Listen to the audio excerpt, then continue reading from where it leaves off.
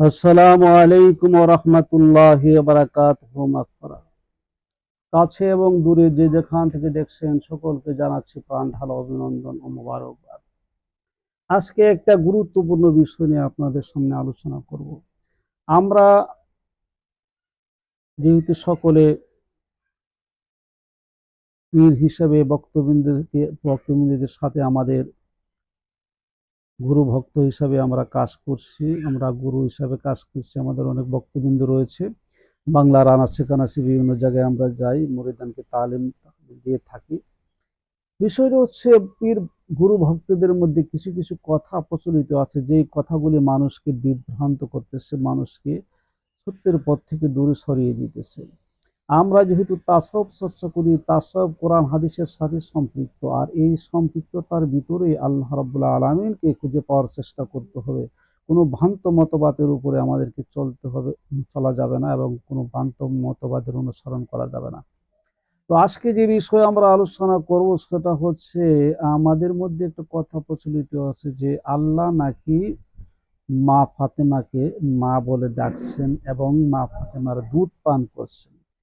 এই বিষয়টা অত্যন্ত জঘন্যতম একটা বিষয়। একটা কথা আপনাদেরকে খেয়াল করতে হবে যে মা ফাতেমা শব্দটা কিন্তু আরবি শব্দ, এটার পিছনে মা শব্দটা কিন্তু আরবি। এখানে কোনো বাংলাদেশের বাংলা ভাষার মা বলতে কোনো এখানে ফাতেমা বলা হয় না। এখানে মা ফাতেমা আমরা বাঙালিরা ডাকি, আগে মা শব্দটা ব্যবহার করি। আরবি দেশের মধ্যে মা শব্দ বলতে কোনো জিনিস নাই। এখন বিষয়টা হলো মা কেন বলি। দেখেন, ফাতেমা রাদিয়াল্লাহু তাআলা আনহু, জগতের মা ফাতেমা যিনি মা হিসাবে স্বীকৃতি পেয়েছেন, এটার কারণ হচ্ছে উনি হচ্ছে মায়ার মা। ফাতেমা রাদিয়াল্লাহু তাআলা আনহুর হৃদয়ে মায়া, মমতা, মানুষের প্রতি ভালোবাসা, মহব্বত এত পরিমাণে গভীর ছিল যে ওনার জীবনীতে পাওয়া যায় কিছু কিছু সময়ে ওনার ঘরে খাবার ছিল না, 2 দিন 3 দিন উপোস করতেন। এমন সময় হযরত আলী রাদিয়াল্লাহু তাআলা এক জায়গা থেকে কর্ম করে কিছু খেজুর এনেছিলেন, আর 2 দিনের উপবাস ছিলেন তারা, আর ইফতার করবেন। এই মুহূর্তে এক ফকির যখন বললেন আমাকে কিছু দাও, হযরত মা ফাতেমা রাদিয়াল্লাহু তাআলা আনহা ওনার সেই খাবারটুকু ফকিরকে দিয়ে দিয়েছিলেন। এরপরও উনি এই উপবাস যে করছেন, কষ্ট করছেন, কষ্টের দিকে না তাকায়া মানবতার দিকে, তো একজন মানুষের দুঃখকে লাঘব করার জন্য ওনার নিজের খাবারটা দিয়েছিলেন। এতে করে বোঝা যায় মা ফাতেমা রাদিয়াল্লাহু তাআলা আনহু যে কত বড় মাপের দয়ালু, বিনয়ী ছিলেন এবং মায়াবান ছিলেন, মায়া মমতার অধিকারী ছিলেন।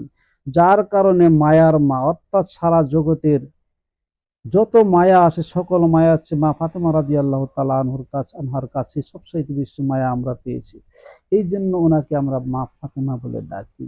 আল্লাহ রাব্বুল আলামিন ওনাকে মা যদি দেখে থাকেন, যদিও কিছু কিছু মানুষ বলে থাকে, সেটা হচ্ছে আমার নবী করিম সাল্লাল্লাহু আলাইহি ওয়াসাল্লাম মা ফাতেমাকে মা বলে ডাকতেন এই কারণে যে মা ফাতেমা ছিলেন নবী সাল্লাল্লাহু আলাইহি ওয়াসাল্লামের অতি আদরের কন্যা। যেহেতু মেয়েদেরকে বাবারা অনেক সময় মা বলে ডাকে, কারণ কি কারণে ডাকে, মা শব্দটা সবচাইতে আদরীয় ডাক। এই আদরীয় ডাকটা বাবারা কিন্তু মেয়েদেরকে ডেকে থাকে। এই জন্য আমার নবী ডাকতেন বিদায়, আমার নবীর বন্ধু আল্লাহ, বন্ধু তো ডাকতে পারেন, এইসবই ডাকতে পারে। কিন্তু সেখানে দুধ খেয়েছেন এই যে কথাটা, এটা সম্পূর্ণ বিভ্রান্তমূলক কথা এবং নাফরমানি কথা। কারণ আল্লাহ রাব্বুল আলামিন কোরআন শরীফে আমরা পড়ি, কুল হুয়াল্লাহু আহাদুন আহাদ আল্লাহুস সামাদ লাম ইয়ালিদ ওয়া লাম ইউলাদ ওয়া লাম ইয়াকুল লাহু কুফুয়ান আহাদ।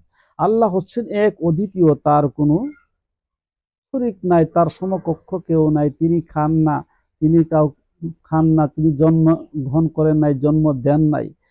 অর্থাৎ আল্লাহ রাব্বুল আলামিনের জাতের যে বৈশিষ্ট্য, সেটা হচ্ছে আল্লাহ খান না, ঘুমান না, জন্ম দেন না, জন্ম নেন না, এবং তার সমকক্ষ কেউ নাই। তিনি ওই সত্তা যিনি বিরাজমান মহিত, সকল জায়গায় তিনি সমানভাবে অবস্থান করছেন, বিরাজমান আছেন। তো আল্লাহ রাব্বুল আলামিন যেহেতু খান না, তো দুধ খাওয়ার কোনো প্রশ্নই আসে না। দুধকে আল্লাহই সৃষ্টি করেছেন, যত প্রকারের খাবার আছে পৃথিবীতে সব আল্লাহ নিজেই সৃষ্টি করেছেন, অথচ আল্লাহ খান না। এটা আমাদেরকে বিশ্বাস করতে হবে, এই ঈমান আমাদেরকে রাখতে হবে। এটা যারা বলে থাকে তাদের জ্ঞানের স্বল্পতার কারণে হয়তো তারা এরকম বলতে পারে, সেটা আসলে গ্রহণযোগ্য না। এই সমস্ত কথা যেন আমরা কেউ না শুনি। আমরা সকলে সত্যের উপরে চলার চেষ্টা করতে হবে, আল্লাহর কুদরতকে বিশ্বাস করতে হবে, আল্লাহকে বিশ্বাস করতে হবে, শরীয়ত, তরিকত, হাকিকত, মারিফত সব বিষয়গুলিকে আমরা মানতে হবে, বিশ্বাস করতে হবে। এই প্রত্যেকটা জিনিসের সাথে সামঞ্জস্যপূর্ণ যে বিধান আল্লাহ সৃষ্টি করেছেন সেটি আমাদেরকে মেনে চলতে হবে। আর আমরা যেন এই সত্যগুলি মেনে চলার চেষ্টা করি। আল্লাহ যেন সকলকে তৌফিক দান করে। ওয়া আখিরু দাওয়ানা আলহামদুলিল্লাহি রাব্বিল আলামিন। ওয়াসসালাতু ওয়াসসালামু আলা রাসূলিল কারীম।